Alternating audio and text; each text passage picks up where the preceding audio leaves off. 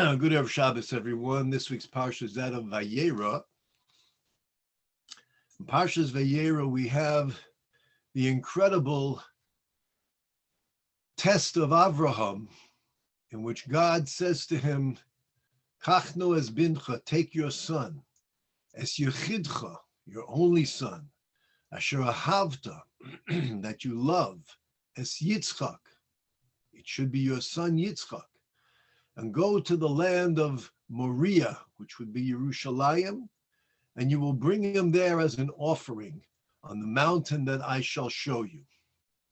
And as we know, Avraham takes Yitzchak, he builds an altar, and he brings Yitzchak, and he's prepared to slaughter him. He binds Yitzchak's hands to his ankles. Yitzchak willingly re-exposes his neck so that Avraham can fulfill this mitzvah that God has instructed him to do. And as Avraham lifts up the knife and he's prepared to do the shechita, the slaughtering, an angel comes and tells him to stop and says, Atoya dati, now it is known, ki yirei kimata, that you are the pinnacle of one who is in awe of God, that you did not deny your son from me. As our commentaries explain, God never told him to slaughter Yitzchak. He said, bring him as an offering. You brought him as an offering. You were prepared to offer him, slaughter him. That's all. Question commentaries ask is, why did God, when he presented this mitzvah, this test of Avraham, why did he have to introduce it with such detail? Take your son, your individual son, the one you love, Yitzchak. Why didn't he just come to the point and say, take Yitzchak? We know who Yitzchak is. What Yitzchak? Somebody else? How many Yitzchaks were there in the world? There was only one. You should have said, take Yitzchak and bring him. Take him to the land of Moriah, Yerushalayim. You'll bring him for an offering. Why did Hashem have to elaborate? Rashi explains that God didn't want to present this in just one statement, which might cause a person to become shocked. Whatever, you're asking me to take Yitzchak, but slowly to introduce it. And not only that, to impress upon Avraham what he's being asked to do. He's being asked to take his son, his unique son, who is so beloved to him, Yitzchak, the righteous, remarkable Yitzchak.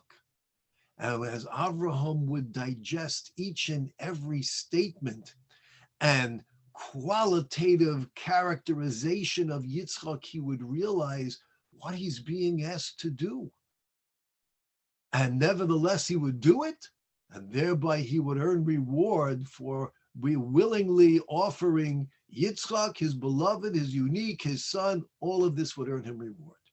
This is how Rashi explains. This is how our sages explain, and without question, it is absolutely true. We find that initially, Avraham did not inform Yitzchak as to what the purpose was. They went together. He told Yitzchak, I'm going to bring an offering. And then as they're going, Yitzchak notices that there's wood to burn, that there is a knife, that everything is prepared. But where is the animal? Where is the sheep that is to be brought and to be offered? And Yitzchak introduces his question by saying, Vayomer Yitzchak el Avraham, Aviv. And Yitzchak spoke to Avram, his father, Vayomer, and he said, Avi, my father. Vayomer, Avraham answered, Hineni beni, I am here, my son. Vayomer, and Yitzchak said, Hinei ha'esh va'etzim. Here you have the fire, the flintstone, you have the wood. Ayeh asel lo'ela. Where's the sheep that's going to be sacrificed? And with that, Avraham tells him that Elokim yirelei asel lo'ela b'ni. God will see what the offering will be, my son. And with that, Yitzchak understood that he was to be sacrificed. And the verse says, Vayelchu shneim yachdav, they went together and with one mindset, and that is to fulfill the will of Hashem. Question is if Yitzchak wanted to ask his father, where is the sheep? Why did we need this whole introduction? Yitzchak says to his father, Abraham, Father. And Abraham answers, I'm here, my son. What is that dialogue all about? Why don't you just say, and Yitzchak said to his father, where's the sheep? What is this, father? Yes, my son. Why is the Torah informing us about this? It seems totally inconsequential.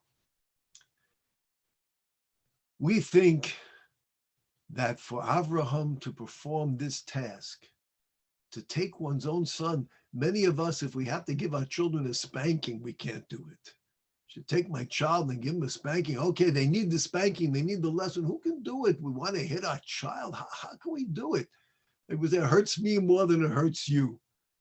How does a person do this? How could Abraham possibly attain this level of willingly ready to slaughter his son?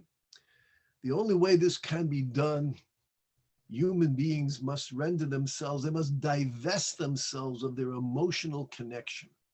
No longer can he look upon Yitzchak as his son, but rather he has to look upon Yitzchak as an object, like an animal, which is to be used in the service of God. And Yitzchak also, when he learns that he is to be sacrificed, he has to also divest himself of my life. I was created by God to serve God, and if this is my service, I'm giving up my life. He has to remove himself emotionally. That's how we would assume, that's how most people, if they would be confronted with such a task, that's how we would address it. But the Minchas Osher says that that was not the case here. This is what God was saying.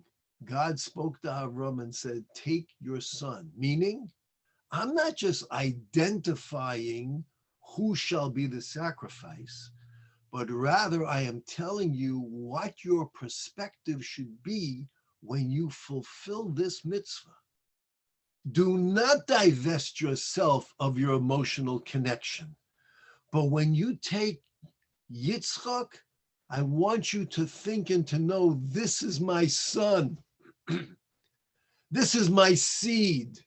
This is my unique son. This is the one I love.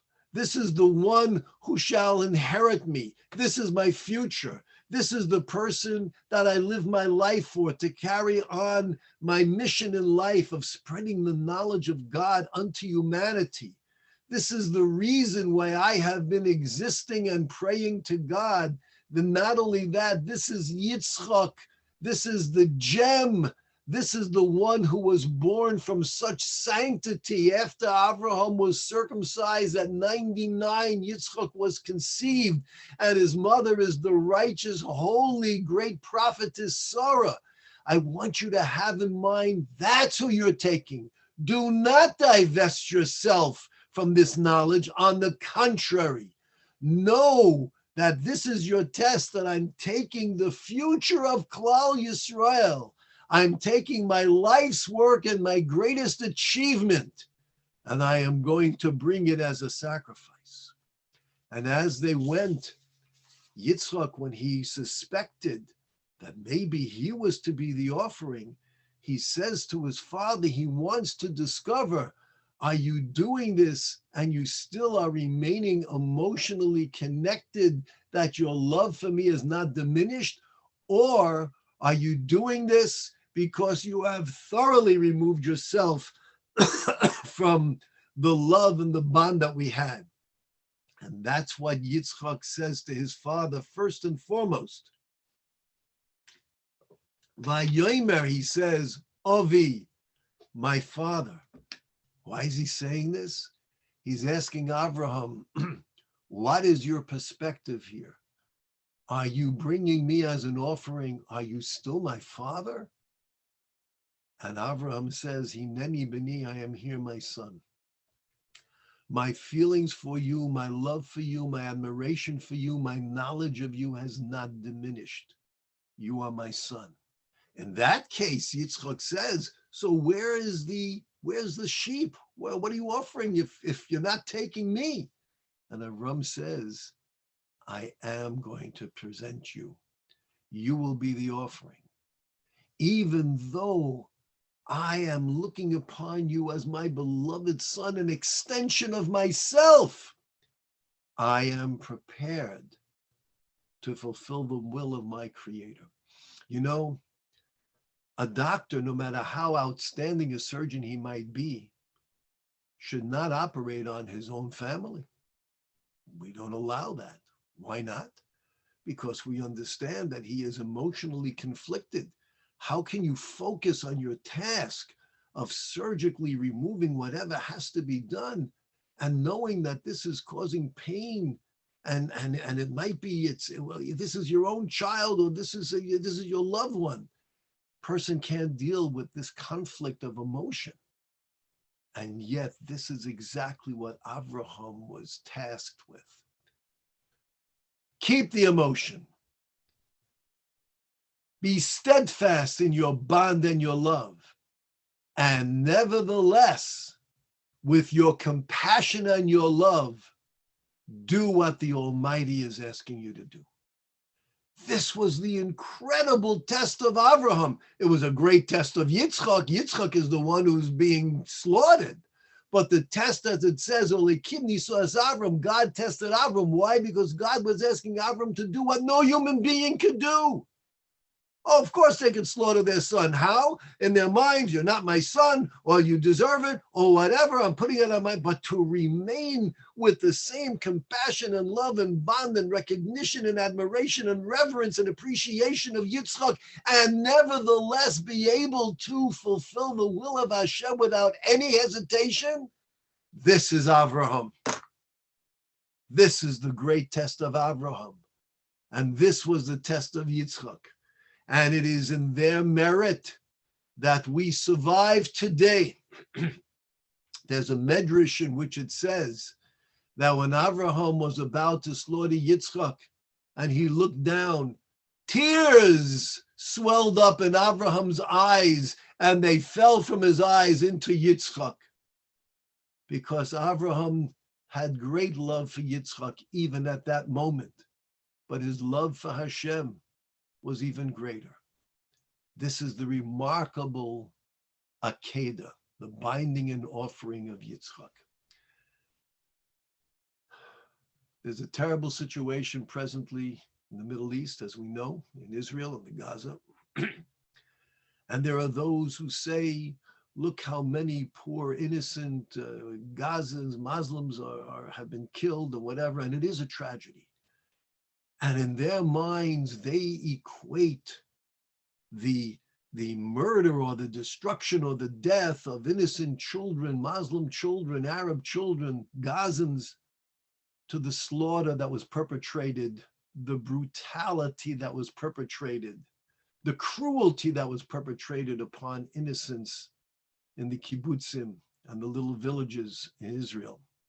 They equate that in their minds.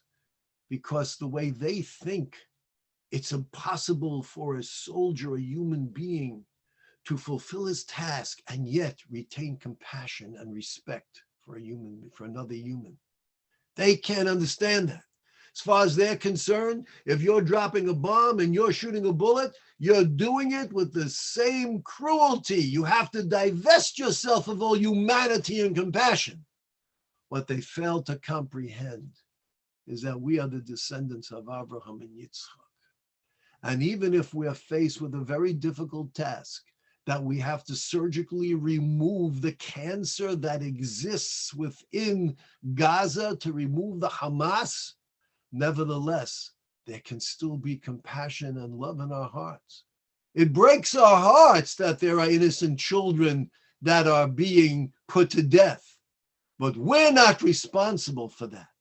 The ones who are responsible are the ones who are pushing those children in front of the bullets, and that's Hamas. And anyone who thinks there's a moral equivalency between what the compassionate, loving, respectful, honorable, moral IDF soldiers are doing and what was perpetrated by the beasts who came in and with glee videotaped and took pictures of what they did, the slaughter, anyone who can make an equivalency is a human being who is devoid of moral clarity and proper thought. It is corruption of thought, and it's anti-Semitism. Klal Yisrael, sometimes we need to do difficult things that we don't want to do, and we can still retain our compassion and our respect.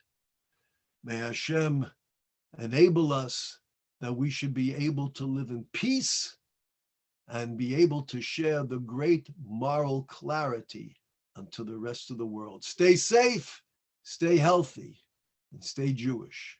Have a wonderful Shabbos.